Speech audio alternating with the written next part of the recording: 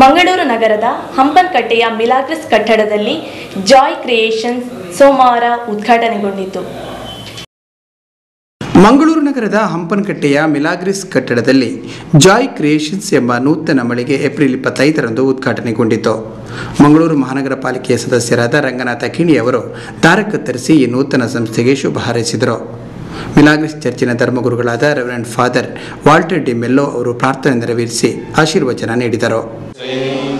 Showers of blessings we need, mercy drops round us are falling, but for the showers we need. ಪ್ರಾರ್ಥಿಸೋಣ. ಸರ್ವಶಕ್ತ ದೇವರೇ, ನೀವು ನಮ್ಮ ಮೇಲೆ ಸುರಿಸಿದ ಸಕಲ ಕೃಪಾವರ.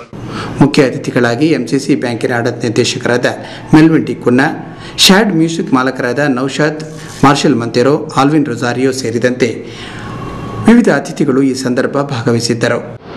Shop of this nature is much wanted, and they have opened this venture at a very appropriate time. I wish them all luck and all the wishes to them, and we look forward for a qualitative, quantitative and a competitive pricing. They have come down to the ground level. Now we will have more responsibility to provide parking facilities, because all the vehicles will here have to stop here. I'm sure that we will attend to it. And it is said, two can do together what is impossible for one. ಸಂಸ್ಥೆಯ ಮಾಲಕರಾದ John B ಮಂತೆರೋ ಮತ್ತು ಅವರ ಧರ್ಮಪತ್ನಿ Laveena S ಮಂತೆರೋ ಅತಿಥಿಗಳನ್ನು ಗೌರವಿಸಿದರು. ಈ ನೂತನ ಮಳಿಗೆಯಲ್ಲಿ ಮದುವೆ ಸಮಾರಂಭ ಹಾಗೂ ಇನ್ನಿತರ ಕಾರ್ಯಕ್ರಮಗಳಿಗೆ ಬೇಕಾಗುವ ಗಿಫ್ಟ್ ಐಟಂಗಳು ಲಭ್ಯವಿದೆ ಎಂದು ಸಂಸ್ಥೆಯ ಮಾಲಕರು ತಿಳಿಸಿದ್ದಾರೆ. Lavina along with me, she is backing me, and we have been doing quite well. Thanks to the Almighty that we got a dealership for the Karnataka. As far as the Rudak balloons are concerned, it's a very great company. Mangaluru ಹೊರವಲಯದ ಕಮಲ ಪದವಿನ ಶ್ರೀ ದುರ್ಗಾಕಾಳಿ ದೇವಸ್ಥಾನದ ಪ್ರತಿಷ್ಠಾ ಮಹೋತ್ಸವವು ರವಿವಾರವೂ ನಡೆಯಿತು. ಮಂಗಳೂರು ಹೊರವಲಯದ ಕಂಬಳ ಪದವಿನ ಶ್ರೀ ದುರ್ಗಾಕಾಳಿ ದೇವಸ್ಥಾನದ ವಾರ್ಷಿಕ ಮಹೋತ್ಸವ ಶನಿವಾರ ಮತ್ತು ಭಾನುವಾರ ಶ್ರದ್ಧಾಭಕ್ತಿಯಿಂದ ನಡೆಯಿತು. ಮುಂಬಯಿಯ ಶ್ರೀ ಬಾಲಗಂಗಾಧರನಾಥ ಸ್ವಾಮೀಜಿಯವರ ಸ್ಥಾಪನೆಯ ಈ ಪುಣ್ಯಕ್ಷೇತ್ರದಲ್ಲಿ ನಡೆಯುವ ದರ್ಶನ ಸೇವೆಗೆ ಊರು ಪರವೂರ ಭಕ್ತಾದಿಗಳು ಬಂದು ಸೇರಿ ಪ್ರಸಾದ ಸ್ವೀಕರಿಸಿ ಕೃತಾರ್ಥರಾಗುತ್ತಾರೆ. ಶ್ರೀ ಕ್ಷೇತ್ರದ ಅಮ್ಮನ ಮಹಾಪೂಜೆ ನಡೆದ ಬಳಿಕ ದರ್ಶನ ಸೇವೆ ಆರಂಭಗೊಂಡಿತು. ಪ್ರಾರಂಭದಲ್ಲಿ ಶಾಂತ ಸ್ವರೂಪಿಯಾಗಿ, ನಂತರ ಉಗ್ರ ರೂಪಿಯಾಗಿ, ಬಳಿಕ ಶಾಂತಚಿತ್ತಳಾಗಿ ನರ್ತಿಸಿದ ಮಹಾಮಾತೆ ಭಕ್ತರಿಗೆ ಅಭಯ ನೀಡಿದರು.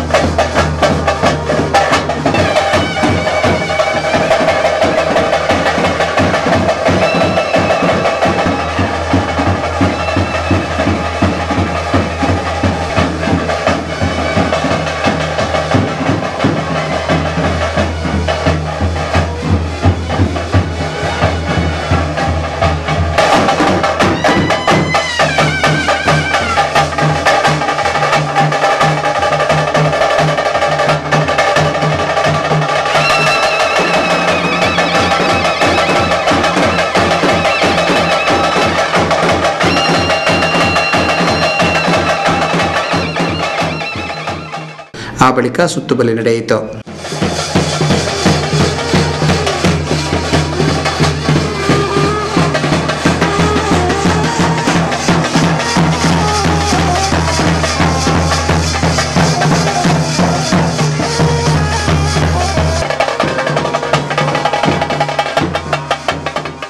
ಮಹಾಪೂಜೆಯ ಬಳಿಕ ಅನ್ನ ಸಂತರ್ಪಣೆ ನೆರವೇರಿತು.